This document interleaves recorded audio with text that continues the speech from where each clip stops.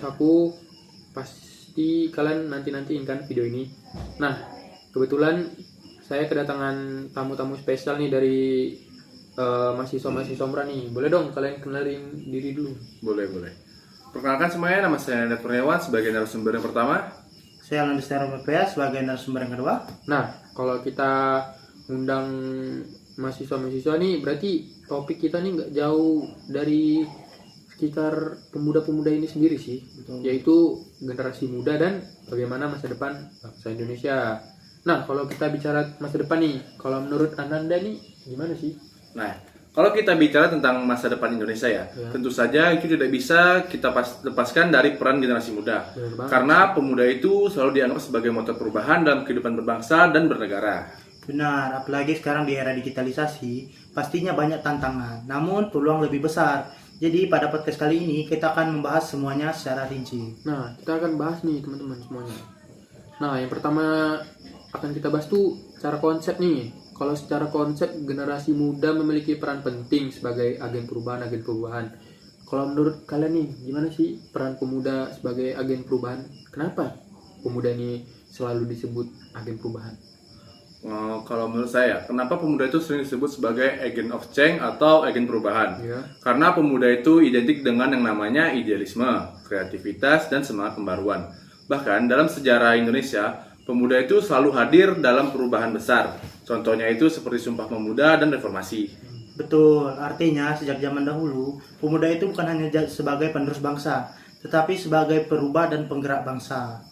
Nah, jadi peran generasi muda tuh bukan cuma belajar di kampus doang berarti ya, Betul. tapi juga berkontribusi bagi masyarakat tuh. Nah, kalau bicara tantangan nih, ada nggak sih tantangannya? Tantangannya itu sudah pasti ada ya, cuman di saat sekarang ini tantangannya juga sudah berbeda. Salah satunya itu ada di perkembangan teknologi digital. Ya, teknologi memberikan peluang besar, namun juga tantangannya lebih besar. Misalnya sebagai penyebar hoaks, budaya instan, atau bahkan tidak kepedulian terhadap bangsanya sendiri. Ini menarik untuk dibahas sih, bahas lebih lanjut. Banyak sih anak muda sekarang yang aktif di media sosial sih, tapi mereka tuh belum tentu aktif dalam isu-isu sosial. Betul. Lanjut, kalau dari media sosial tuh kenapa sih kok bisa disebut sebagai perubahan? Kalau di media sosial itu justru bisa menjadi alat perubahan kalau digunakan secara positif ya. Benar banget. Misalnya itu seperti kampanye lingkungan, edukasi politik, atau gerakan sosial. Nah, jadi isu yang utama itu bukan tentang bagaimana penggunaan teknologi, tapi bagaimana pemuda yang memanfaatkannya. Kalau di lingkungan, kan kalian dari kampus nih, kalau di lingkungan kampus sendiri ada nggak sih bentuk peran-peran generasi muda yang kita lihat? Tentunya ada seperti gabung ke organisasi mahasiswa atau BEM, kegiatan-kegiatan akademik, atau bahkan mengikuti bakti sosial yang diacarakan oleh kampus. Benar, misalnya itu seperti mahasiswa yang melakukan pengabdian masyarakat, program literasi, atau kegiatan peduli lingkungan. Kalau tadi kan udah di kampus tuh, nah kalau di masyarakat gimana? Kalau di masyarakat sendiri, banyak pemuda yang memulai menjadi pembuka atau menjadi jembatan awal sebagai bisnis digital. Menarik. Nah, kalau dianalisis nih, hal itu nunjukin sih generasi muda nggak hanya jadi objek pembangunan, tapi juga sebagai subjek pembangunan sih. Ini juga berkaitan dengan yang namanya bela negara non-fisik ya. Bela negara ini tidak selalu angkat senjata, tetapi bisa melalui pendidikan, inovasi, dan kepedulian sosial. Nah, kita masuk ke studi kasusnya ya. Sekarang itu salah satu fenomena yang paling sering dibahas adalah bagaimana kurangnya pemuda terhadap bangsanya sendiri. Misalnya tuh lebih tertarik mengikuti tren media sosial gitu ketimbang persoalan-persoalan. Betul. Jika kita analisis lagi, penyebabnya itu bisa karena kurangnya pendidikan karakter, minimnya literasi, dan pengaruh budaya digital yang serba instan.